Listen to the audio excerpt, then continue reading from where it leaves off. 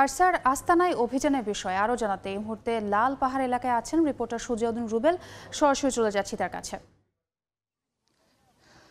গহীন পাহাড়, এই গহীন পাহাড়েই রোহিঙ্গা মিয়ানমারের যে রোহিঙ্গা সন্ত্রাসী রয়েছে সেই সন্ত্রাসীগুলো এই পাহাড়ে অস্ত্র মজুত করেছিল এবং মিয়ানমার থেকে যেহেতু তাদের দেশে সংঘাত চলছে সেই সংঘাতের জের ধরে সেখান থেকে যে লুট করা হয়েছিল যে ক্যাম্পগুলো রয়েছে মিয়ানমার সীমান্তরক্ষী বাহিনী বিজিপি এবং সেনাবাহিনীর যে ক্যাম্পগুলো রয়েছিল সেই ক্যাম্প থেকে এই রকেট শেল থেকে শুরু করে হ্যান্ড গ্রেনেড থেকে শুরু করে যে বিদেশি অস্ত্রগুলো সেই অস্ত্রগুলো এখানে এনে মজুত করা হয়েছে বলে র্যাবের প্রাথমিক ধারণা করছে এবং তারা আরও বেশি গভীরভাবে তদন্ত করবে। এই ঘটনায় জড়িত দুইজন রোহিঙ্গাকে আটক করা হয়েছে। তারা মূলত আরসার শীর্ষ সন্ত্রাসী বলা হচ্ছে। আমার ঠিক যে বিপরীতে যে পাহাড়টি রয়েছে সেই পাহাড়ে মাটি গর্ত করে অস্ত্রগুলো মজুত করা হয়েছিল।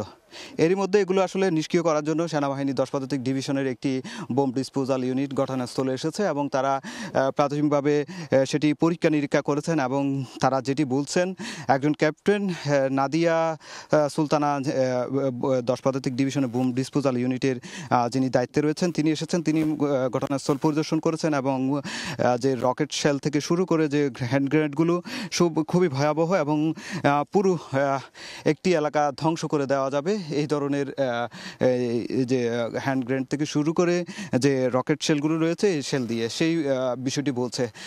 এখন যে প্রাথমিক যে কার্যক্রম সেগুলো চলছে এবং কিছুক্ষণের মধ্যে হয়তো সেনাবাহিনীর বোম ডিসপোজাল ইউনিট এসে সেটি নিষ্ক্রিয় করার যে কার্যক্রম সেটি শুরু করবেন। এরই মধ্যে আমরা লক্ষ্য করেছি 10 সদস্যের একটি টিম এখানে ঘটনাস্থলে এসেছে এবং ঘটনাস্থলে তারা প্রাথমিক যে কাজ সেটি শেষ করেছে।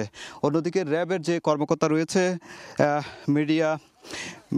মিডিয়া সেলের যিনি দায়িত্বে রয়েছেন পরিচালক আরাফাত হোসেন যেটি বলছেন এই যে মিয়ানমারের যেহেতু সংঘাত চলছে এই সংঘাতের জের ধরে কিন্তু মিয়ানমারের অনেক সন্ত্রাসী গ্রুপ তারা বাংলাদেশে পালিয়ে আসার চেষ্টা করছে এবং তারা এসে ক্যাম্পের নাশকতার একটি পরিকল্পনা করছে সেটি তিনি বলছেন। তবে ক্যাম্পের যে নিরাপত্তার কাঁটাতার রয়েছে সেই কাঁটাতার কেটে পাহাড়ে প্রবেশ করে তারা আস্তানা তৈরি করছে সেটি বিষয়টি বলছে।